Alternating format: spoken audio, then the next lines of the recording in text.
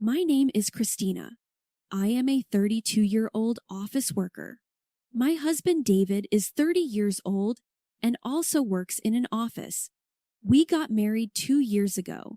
David seems a little unreliable, but he is a very kind and independent person who can handle household chores without problems. I am the breadwinner of the house and find it rewarding to work hard and make many accomplishments at work. My workplace is located in the city, and my work is performance-based pay. There's a chance of relocation, and I've never heard of anyone taking maternity or paternity leave. Since it is customary for female employees to leave the company when they get married or have children, I had no intention of getting married in the first place because I preferred working in the office than doing housework. Therefore, when David proposed to me to marry him, I told him I love my job, and even though I'm still the section chief now, I still want to move up. I just can't picture myself getting married, starting a family, having children, and rejected his proposal once. However, David said and promised me that we will share the household chores and will not have any children. Since he said and made that promise, I gave in and decided to marry my husband.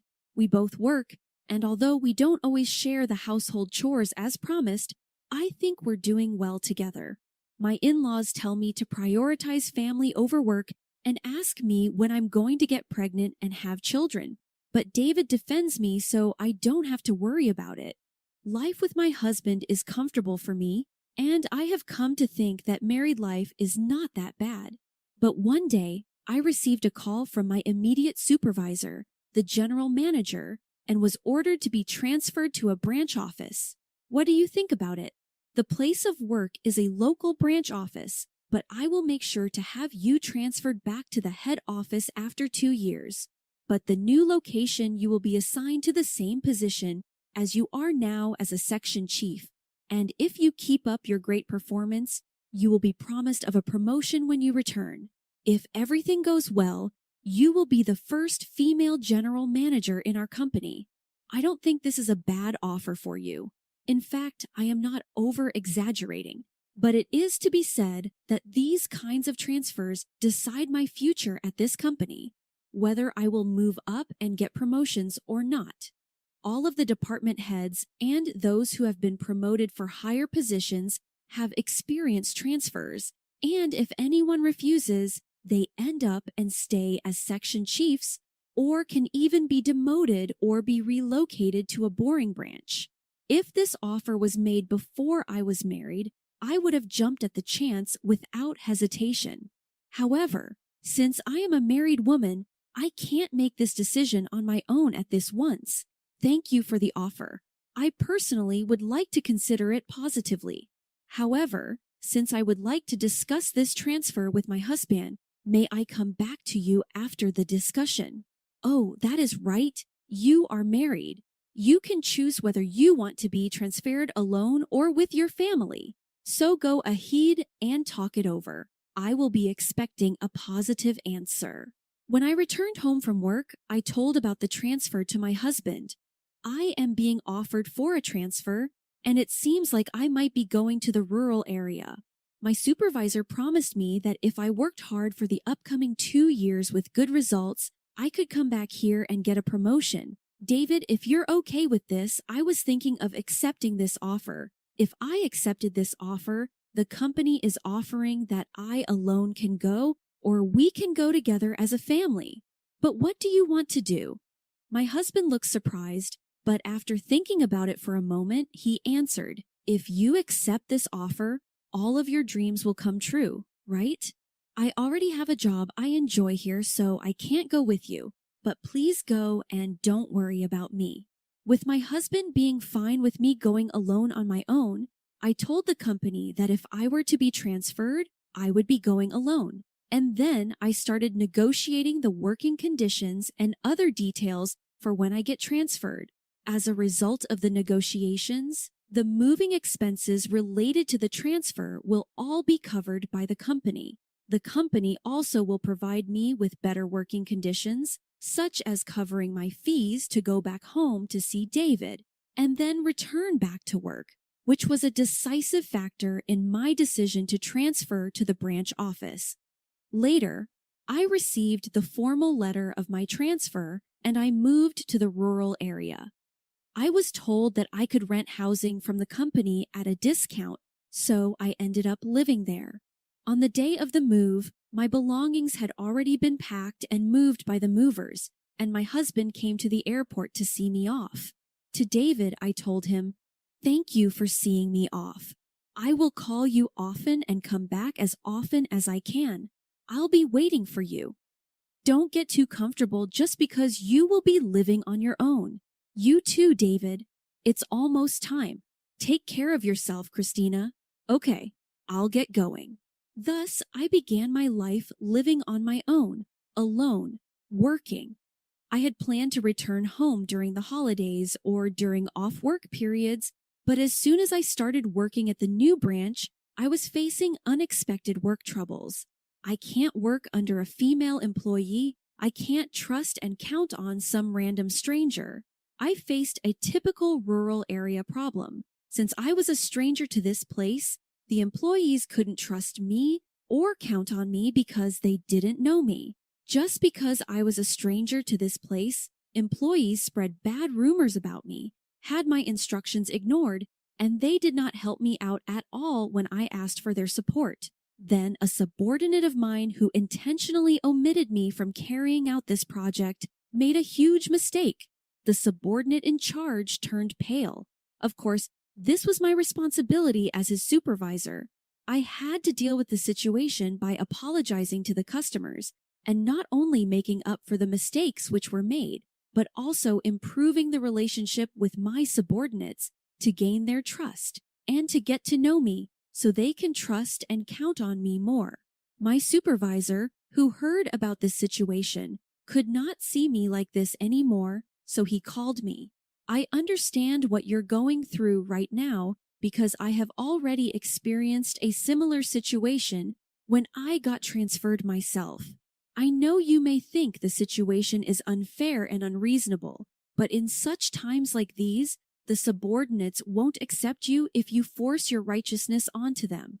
It is very important to communicate with them and get to know them well. Also, make horizontal relationships of equals." With the advice of my supervisor, I began to actively spend more time with everyone in the branch office to make horizontal relationships of equals. I was not a member of any neighborhood associations, but when I learned that the company's housing was part of a neighborhood association, I joined that as well. In the meantime, I was not able to spend much time on my own, and I was unable to return to my home where my husband was waiting for me. I kept in touch with David frequently, but after a few months apart, it became difficult to reach him, even if I called him at night or sent him messages over WhatsApp. "I'm having a difficult time at work. I'm working always until late at night. I was too tired. I fell asleep every time." I tried to talk to him. He would say such things, and since I was busy myself, I never questioned David and just thought if that's the case, I can't do anything about it. I was trying to concentrate on my work too, so I devoted myself to my work more. Then one day, since my work calmed down and there was this long holiday coming up, I abruptly decided to return home to go see David. However, I couldn't reach David by phone or WhatsApp. Since I still had the key to the house, I returned home without notice to surprise him. When I unlocked the door and entered our home for the first time in a while, I felt something was wrong. And then I heard, "Jack, welcome home. You should have told me if you were coming home early." A woman I didn't know rushes to the front door where I was standing. The woman and I were stunned to see each other. It was the woman who opened her mouth first to break the silence. Excuse me, who are you?" Who are you? This is my house. I think you got the wrong address. Can you check the address? I live in this house." We had an argument, so we both went outside to check the nameplate. But the nameplate hanging on the door was the one I had specially ordered, and it is custom made. Both the key and the door plate are mine. I'm sure this is my house, so I am coming in. Hey, what are you saying? Stop butting in my house. Even though this woman was trying to stop me from entering, I still forcibly entered the house. Then, when I looked around inside the house, everything has been changed, and I did not recognize the interior. Even my favorite curtain and couch were changed. In the living room, there was a photo of David and this woman at a theme park was put up on the wall, and in the kitchen, I see a pair of mug cups I have never seen before. In the bathroom, there is a toothbrush and makeup bag which definitely did not belong to me. When I checked the bathtub, there were shampoos and conditioner which belonged to a woman that I never bought and used before. The bed sheets in the bedroom have been changed to the bed sheets I do not recognize, and the closet was full of women's clothes which I have never seen before. Actually, the closet didn't have any of my clothes which I left behind.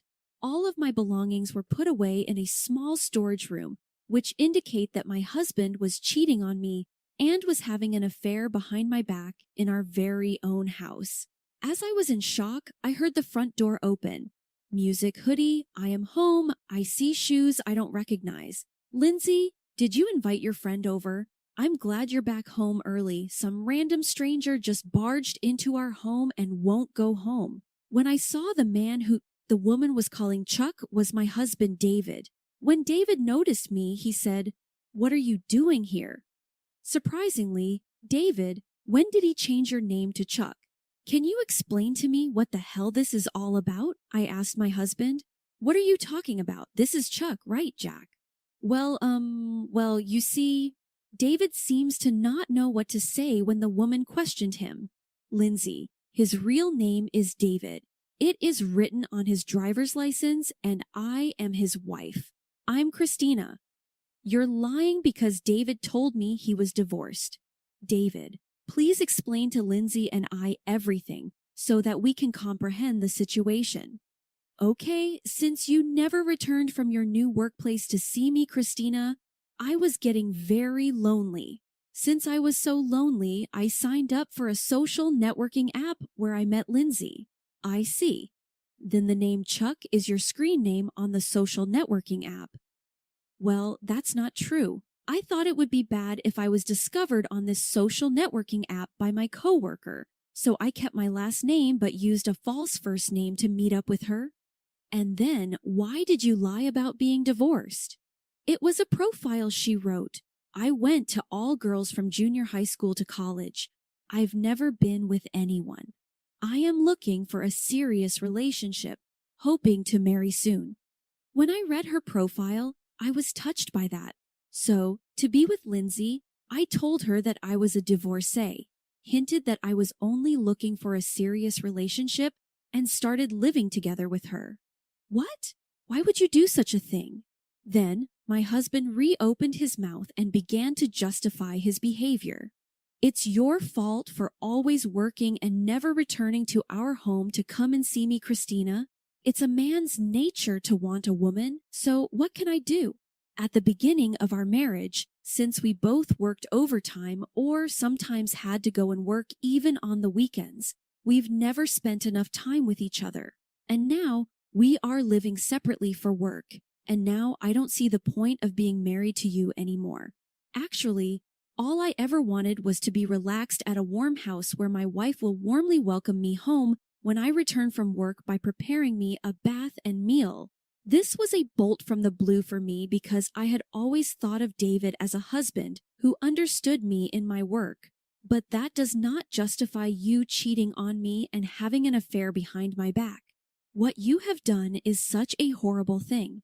If you wanted to be in a relationship with other different women, why didn't you divorce me first and do it in the right way? Because I love you both, and I couldn't think of breaking up with both of you. Wouldn't you have thought that if I were to return, you could not hide any of this from me? I can't believe it that you tried to hide this from me. What? It's your fault for breaking your promises and never returning home. If you had just kept your promise and returned home, I wouldn't even think about cheating on you in the first place. What are you saying? I already explained to you that I was having trouble and hard times at work, and there was nothing I could do about it. While David and I continued to argue, Lindsay just turned pale and stood there. Lindsay seemed to understand the situation that she has been tricked by David, who is a married man who had no intention of being in a serious relationship with her. It was all a lie, wasn't it? You made such a fool of me. I'm leaving this house. Lindsay, no, wait! David tried to stop Lindsay from packing up her belongings and leaving the house, but she shook him off.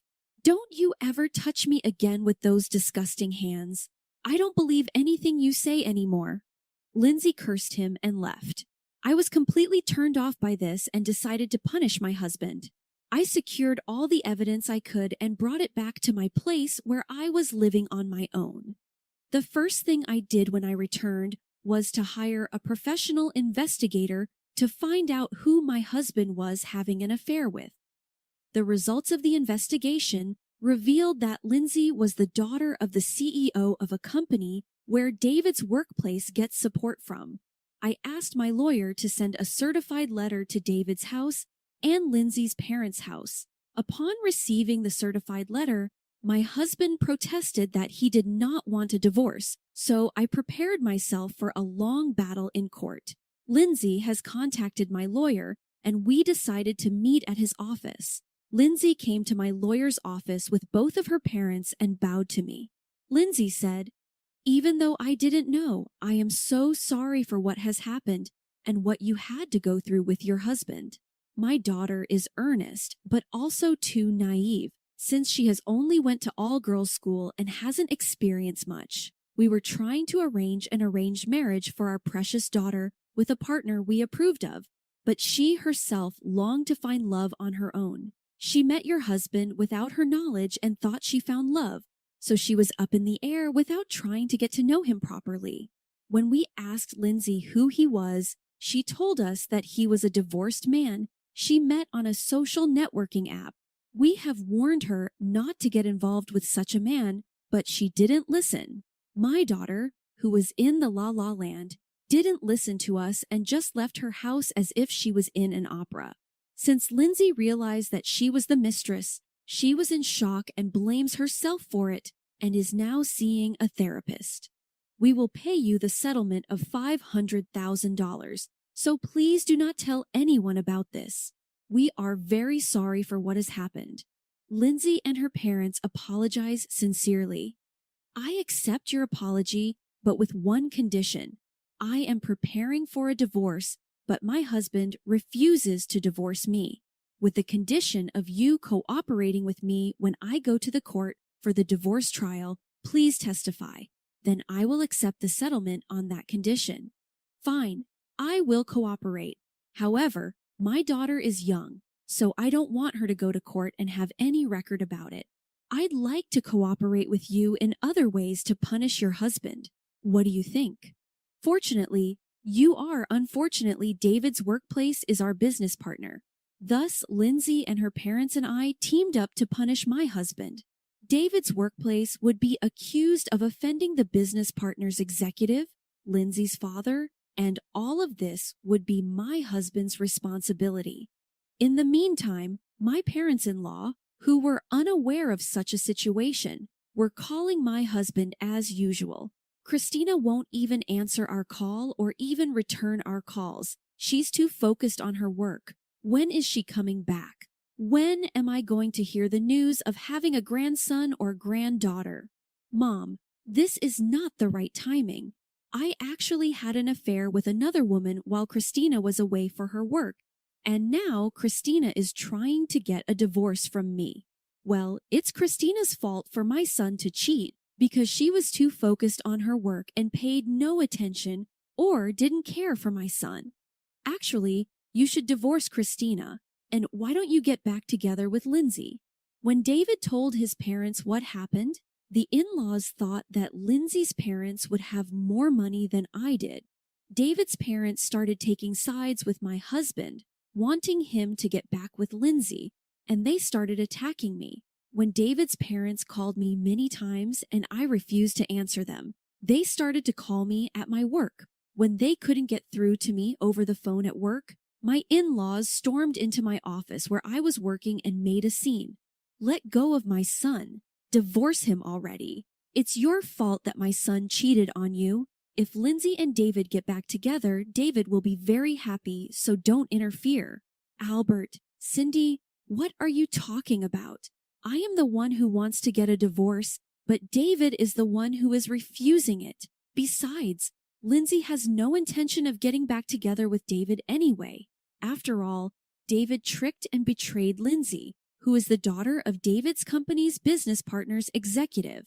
Lindsay's father is pretty upset with the situation, and it seems that there will be no bright future for David at his company. As soon as the in-laws found out that David had offended his company's business partner's executive, they started sucking up to me. Oh, I didn't know what was really going on. I guess we misunderstood. I am sorry. My son was very stupid, but he learned his lesson. You will forgive him, right? I am not going to forgive him. How can you say such a thing? I have nothing more to say to you. Please leave. My in-laws lingered and didn't leave, so the security took them away. And because of their violent behavior, my company sued David's parents for obstruction of business. I then successfully received alimony from my husband, and we were divorced. Lindsay also requested alimony from David and was compensated for the fees of the therapist's treatment. David lost his position in the company because he had offended his business partner, and he could not quit his job because he had to pay a large amount of debt for the alimony. By the time all this was over, 2 years had passed since I was transferred. Having successfully completed my term at the branch office with high performance, I was transferred back to the head office. I worked harder than ever and got promoted to the position of general manager. If I had not accepted the offer for the transfer, I might have still been married to my ex-husband, enjoying a married life. However, people like David would have had an affair sooner or later, and I think I would have had more conflicts with my ex-in-laws. I knew that I was meant to work rather than having a family, and right now I am very satisfied with my life, and I am